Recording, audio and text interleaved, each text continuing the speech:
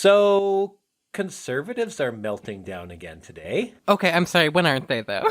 I mean, all the time. Before I get into the actual topic, I just want to go back to one of my favorites, which was when Tucker Carlson went on a whole rant about how at a cookie store there was a gingerbread cookie that said gingerbread person.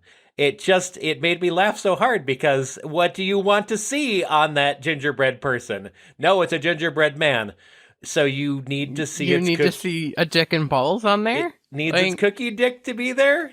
I mean, that's kind of gay, Tucker, not gonna lie. Tucker, do you want that frosted? So today's deal is Apple just recently announced that they are going to be including some more inclusive emoji in their next update. And one of those, or two of those emojis, are a pregnant man and a pregnant person. Hey, go Apple. Yeah. You've kind of impressed me recently. Pretty impressive. And this includes a lot of different skin tones for a lot of their emojis, which is fantastic, and some other ways of expressing yourself. But this particular one is causing conservatives to have a complete meltdown right now. Some of the responses that I think are really interesting, I've got Sean Spicer up right now. In college, I satisfied the science requirement by taking geology.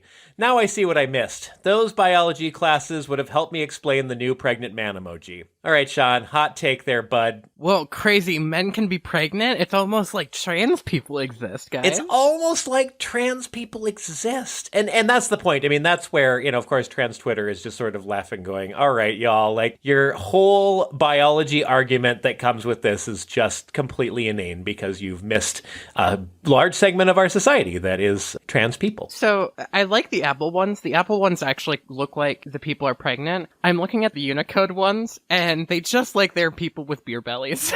Yeah, I mean, the ones I'm looking at, I think these might be the same Unicode ones. They also have their eyes closed. I know. Is that the same one? It looks like... Yeah. Oh, I had a big burrito. Which... I like multi-use emojis, it's okay. No. And, Unicode does a really good job of kind of standardizing the emojis, and so hopefully we'll start to see these kind of cross all of the, emoji lines. But, geez, Unicode, can you make them look less like they are constipated or super bloated? Yeah, like they're in pain. I think that's, well, you know what, though? It just matches how in pain transphobes are right now. And I'm so excited to send people pregnant person and pregnant man emojis. I think that's going to be pretty sweet. That will be very fun.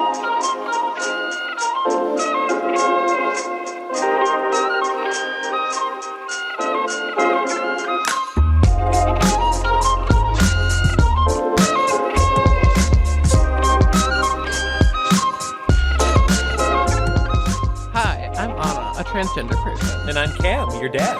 And this is The Transgender, a podcast chronicling my transition. And a cisgender man learning how to support it. Rapid Onset Gender Dysphoria.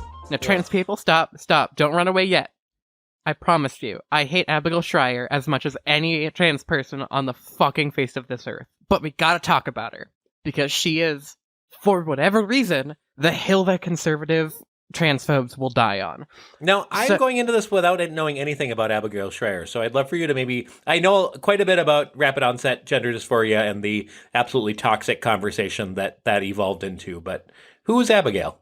Abigail Schreier is the person who came up with the theory of rapid onset gender dysphoria, and I'm going to call that a theory very loosely because it is not accepted by any medical standard, any professionals, at least any credible professionals, and is not backed by any scientific evidence. It is a theory that she publicized in her book Irreversible Damage, which was published in 2020, where she attributes being transgender, specifically in young trans men, a social contagion among, and I'm quoting the book here, high anxiety, depressive, mostly white girls who in the previous decades fell prey to anorexia, bulimia, or multiple personality disorder, which is not technically the correct term anymore. It is now DID for dissociative identity disorder. Well, and that alone just is a big knock on the credibility of this person, because if you can't even show me that you understand modern terminology for medicine and psychology, I don't think I'm going to be taking anything seriously that you have to say. Well, exactly. And this whole concept that she came up with is flawed in so many ways and not backed by science. But the biggest issue that I think that she has is that she was taking not statements from trans people, statements from trans people's parents who were transphobic that she found on transphobic sites, specifically talking about how they hated having trans kids, basically, and how they didn't agree, I say in quotes, with those kids. And so, like, all of this is just built on shit science and shitty perspectives. Yeah, I mean, it absolutely is. It's, again, there's so much going on right now about arming transphobes with pseudoscience so that they feel like they can go out into the world and be safe in their belief that there's only one man and one woman, and that's how society is supposed to exist, and not having any concept of the reality, the reality that trans people exist. And even if trans people didn't exist, we've talked about many times before, there's not a gender binary. It's non-existent. It's a complete fallacy. Exactly. And just to continue the hill that Spotify is willing to die on, Abigail Schreier went on the Joe Rogan Experience, the podcast, God, in 2020, sparking outrage, of course. She compared the desire to transition a contagion and compared it with eating disorders and self-harm, like we've already discussed. She associated transgender youth with autism. And then the last thing is, like, she did this in 2020. Her remarks sparked calls by Spotify employees for the Joe Rogan podcast to be removed from the platform, and they didn't. And we are seeing that whole fucking thing happening again right now with the fucking anti-vax shit. Well, and I just want to say, the anti-vax shit is what made the media, but we're talking about Jordan Peterson also recently being on Joe Rogan, and he is an absolute crackpot of a supposed psychologist who has refused to, for instance, use the preferred pronouns of his trans students, and in his own classes has vocally opposed transgender human rights, believing that they don't exist, that trans people don't exist, so therefore they don't deserve rights. This is, again, arming transphobes to dehumanize transgender people with this backing of these are supposed psychologists and experts in these fields. And so, of course, if you are transphobic and then you hear this, it just gives you that ammo to use against someone who's trans. So I think, dear listeners, what we want to prepare you for is how these conversations might go in your own lives. Don't listen to Abigail Schreier. Don't listen to any of these transphobes. They are all wrong, and you are valid in who you are, and you deserve to be exactly where you're at, if not further. We love and support you. Speaking of that love and support, let's get into our main topic of legally changing names, genders, and what else have you for your legal documentation and shit. Yeah, this was quite a process for you. I mean, I remember a lot of system navigation that you and I did together to try to figure out how to make this happen. And still a lot of system navigation. Yeah. I recently just had to go in and change my tax record information to match up with what is correct. What I would really like for you to do is just run us through a little bit of the background of this, because I know there are some trans folks who listen to this show that would be interested in knowing what are your experiences with legally changing your name and your gender, and what sort of pitfalls and euphoria come from making that happen. And I guess maybe let's start with the basics. Why? Why change your name and gender legally? Support and documentation and backing are the three that I would give, and I can kind of go a little bit more into those of, like, when you legally change your name and gender, you have the support of the government behind you. People who are transphobic and say, oh, well, you know, like, what's on your birth certificate or shit, like, you could fucking whip out your birth certificate or whip out your license and say, no, I am X gender or whatever.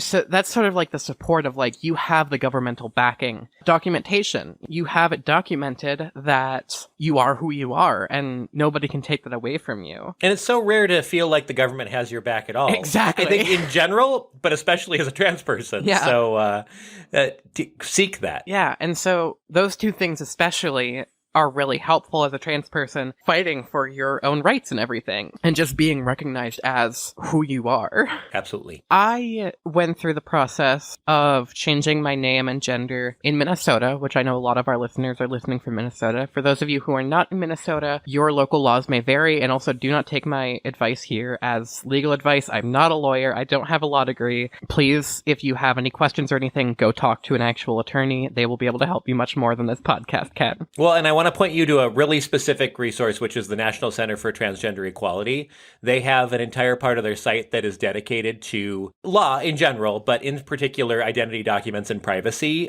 with a lot of really good resources for how to navigate these systems. I think the best thing for me was using websites like that and just kind of having experience with system navigation previously. I filed all of my own court documents, name change documents, what have you. It's not too complicated in Minnesota. You just need to make sure that you have everything, and the clerks and everything know exactly what you need. So if you are missing something, they will tell you and give you a chance to get it. So I applied, I think in December of 2020. And eventually got my court date for February 8th. So, wow, I'm almost coming up on an entire year. Yeah. That's insane. Congratulations. Thank you. Yeah, so I got my name changed and my gender changed in a virtual court. I had my father and one of my very good friends both be witnesses, just to say she's not trying to defraud the government or anything here. And it was such a, I mean, I just want to say, as the other person in the room of the three of us, the judge that you got was extremely caring. Oh, and he was so sweet. Just like the only question that he had was how you chose your name, which was out of curiosity because he really liked your name and not out of any kind of malice. Aside from that, just looked at you and then looked at me and our good friend who were there and said, well, seems like you've got people that love you and support you. And Exactly. It was really special. Yeah. It was really cool. No, I fucking cried. It was so important. I did too. Yeah. I don't say it lightly when I say that was one of the happiest days of my life. The process in Minnesota is really quite cool, especially for trans people, because in Minnesota, you can have your legal sex changed just with a court order or whatever, have your name changed, everything like that, and then you can have your original documents sealed. So my prior birth certificate, all of my prior records and everything are sealed under court order, which means that you need a subpoena to be able to access them. I don't even have access to them. Like, they are under lock and key by the courts, which is really, really cool and is very helpful and protective for me, a trans person who I eventually want to go and do things, and I do a podcast, and I don't want people looking up my old information or shit. That's really fucking cool. What Minnesota also has is the ability to put any information, regardless of legal documentation, other than names. Names you do have to have legal documentation for, but you can change your gender on your license. So in Minnesota, we have male, female, and X, which is really fucking cool. Along with that, it sounds like we're going to be able to have that on your passport as well. So an X marker is something that the Biden administration has felt really strongly about and is advocating for as well. So, that's something that on the more national level, that's really cool. Look forward to that, non-binary trans people. Woo! About the process for getting your name changed. Honestly, it's, like I said, it's not that challenging of a process. It just takes a lot of time, a lot of effort on your part. And a year later, I'm still working on trying to get everything changed over. It is such a fucking process. There's a lot of places that your name exists. Exactly. And, just navigating, hey, let's start with Social Security, which is a completely effed up system in and of itself. I will get to fucking Social Security because I have thoughts. But yeah, so at least in Minnesota, the way that you do is you fill out a form online, take it to a court, and then basically say, hey, I want to change my name and gender and whatever. And they look at you and they say, cool, do you have everything? And you won't. Because they throw things at you that you had no idea about because they don't have it anywhere on the fucking website. Anyway, so you gather all your documentation, You gather any prior names that you have, whatever, and then you take it back and you say, okay, I think I've got everything. And they're like, okay. They check it all over and they're like, yep, you've got everything. And then you go on your way. And then you get a call later from a court representative and they're like, hey, we're going to set your trial, or not your trial, your court date. It's not a criminal proceeding. You're being tried for the crime of gender. We're going to set your court date for this day at this time. And for me, it was a virtual court date. And they were like, you have to have 2 people who know you to vouch for you. And basically... And if it was not virtual, it would be the same way. Exactly. You'd have to drag 2 people to court. So it was kind of nice, those small wins in COVID times. It was nice for us to just be able to jump onto Zoom and be there to support you. I know that you were at work and my friend was in his room and I was like all dolled up in our dining room, which was very fancy. But yeah, no, it was such a good day. Once you get the order approved by the judge, which hopefully you don't have anything prohibiting that from you. I know that if you have a criminal record, it becomes a little bit more of a tricky situation. But once all of that goes through, then you get a birth certificate with your corrected information in the mail, at least in Minnesota. And so I got mine and I sent that off, as well as my court order that was signed by the judge and my previous Social Security card to the Social Security Administration, and it took them, I shit you not, 6 months to get me my documents. Definitely 6 months. And how scary to send your physical Social Security card. Oh, yeah. And then just not know where it is anymore. Oh, yeah. No, they had everything. I couldn't do jack shit. If they didn't give me those documents back, I would be without anything, pretty much. Thankfully, they sent them back, and I was on the phone with Social Security a dozen times, at least, trying to just figure out how to do this process, because they were always like, oh, well, you're at the top of the list, and then it'd be a month, and I'd call back, and they're like, oh, well, you got pushed to the bottom of the list, but you're back on top now. I'll do it right now. And I'm like, are you? Eventually, I got this very sweet lady who was like, I called her and I was super pissed and I was like, listen, I need my Social Security card. My license is about to expire and I need to get a new one. And she was like, oh, no problem. I'll do it right now for you. On the fucking phone, she did it. And I was like, what is the problem? Like, why couldn't anybody else have done this for me? Mm-hmm. I swear. When I finally got that changed, it took another 6 weeks for the goddamn card to come in. And then I went to the DMV and tried to switch over my license. And that took another 6 months to get sent to me because of all the administrative issues and shit. Like, I understand COVID has been an issue for a lot of governmental services and everything, but y'all, you need to get your shit together. Like, I should not be waiting a fucking year on documentation. Well, and, I mean, let's say somebody from any of these government agencies is listening. We understand these are COVID times and everything is backed up. And, I hope this is a little different than what an experience would be in a normal time. That being said, the lack of communication and the just kind of hoops that you were put through and how many times you were told, oh, it's getting done, it's being processed.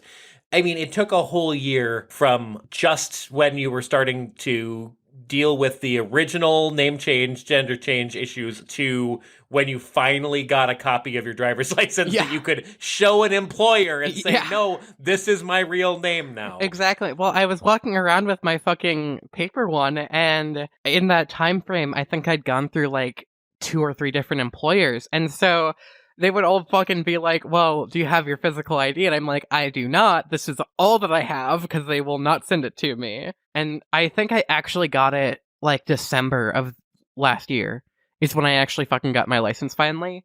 And it was right I was going down to Rochester, Minnesota to do all of my intake stuff for my new employment. I was like, oh, thank God I actually have it.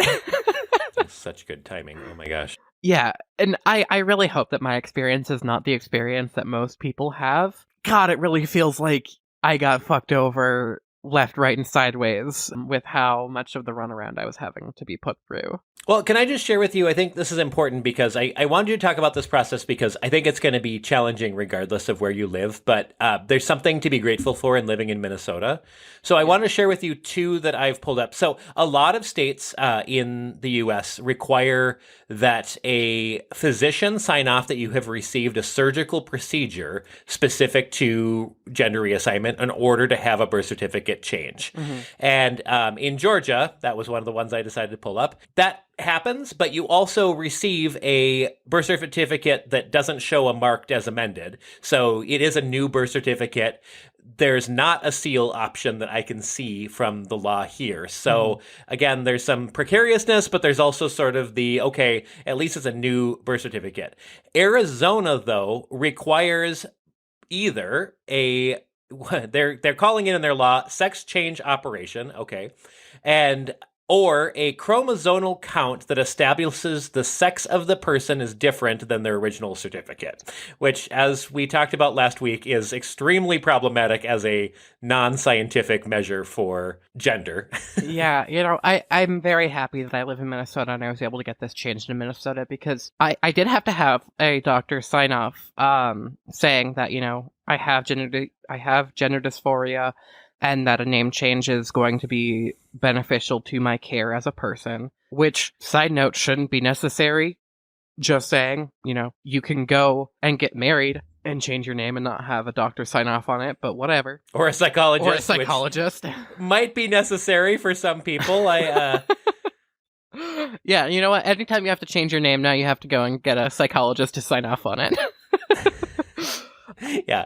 Anyway, I'm very happy that I live in Minnesota for those very reasons. I am so disappointed in Arizona, especially for that chromosome comment, because as we know, that's not an accurate thing. Everybody would be super confused if they got their chromosomes read. Like, that's not a scientific way of accurately determining somebody's sex. And the last thing I want to say about Arizona that I think is just disturbing, and I hope we can have nationwide advocacy for some standards, your birth certificate becomes amended. And so it's now an amended birth certificate. So anybody who can access this as a public record is able to see that there was a change made from whatever gender you had assigned to whatever gender is now applicable on your birth certificate. And so that's extremely problematic as you are navigating a safe life for yourself. Yeah, no, that's another thing that I very much appreciate about Minnesota, is that I got a fully new birth certificate. Like, my old one was sealed. That one does have an amended mark on it, but my new one is completely new, and it's got all the same information as my previous one, just with the corrected information, because, I'm not... The one that I was received as a child is incorrect, and so, we have to change it, make it correct. At the end of the day, I just want to reflect, it seems like, despite what a challenging process this was, it feels worth it for the euphoria that you receive in being able to have documents that actually show who you are. Well, and just not seeing my dead name everywhere. Like, yeah. I especially struggle so much with my dead name, and I know that I'm not alone in that, but, like, my dead name itself can send me into an entire week of dysphoria and psychological hell. And just knowing that I don't need to see it anymore is really, really fucking helpful. So for me, it's it's that much more important to me. I do think that the euphoria that I receive is maybe not as great as the relief of the dysphoria that I was experiencing. So, keep that in mind too. It's not going to be a change that you're going to be like, oh, I'm super fucking happy about that for, the rest of time. Like, it's not going to necessarily be that. But what I can say is that it's relieved a lot of dysphoria off my chest and shoulders. So, spit in one hand, wish in the other, right? An idiom. You never use idioms. Well, while we're talking about euphoria, we got our first user-submitted euphoric comment today, and I want to make sure that I read it exactly as Sean had submitted it to us. Thank you, Sean. Thank you so much, Sean. Sean is on our short list of future guests if he is willing to join us here, and he commented on our page saying the first time using a prosthetic was an extremely euphoric time for Sean, and I don't know if this is a recent thing or if this was just reflecting back on the very first time that Sean had a prosthetic, but we're proud of you, buddy. You are just an amazing and inspirational part of why we do this podcast and have been our greatest supporter for this. So I was excited to be able to read out loud your comment today. Thank you so much. And congrats on your recent anniversary with being outwardly trans. I don't remember if it was 10 years or some number in between that and 5, but congratulations on that too. That's huge. We just need more incredible trans advocates like yourself out there. Yeah. If you're not following the Trans Plus Minnesota page, get there. That's a wonderful source of resource for trans folks and allies alike. We will link them in the episode description, and I will personally put out a post shouting them out on Instagram. So please go and follow them. They are fantastic. If you have questions about transitioning or supporting someone who is transitioning and you'd like to talk to us about on the show, please shoot an email to questions@transgendapod.com or shoot us a DM. We love social media. Be sure to check out our episode descriptions for links to resources on today's topics, specifically Trans Plus Minnesota and Abigail Schreier. Thanks for listening. I've been Cam. I've been Anna. And this has been The Transgenda. Love you all, except the bigots.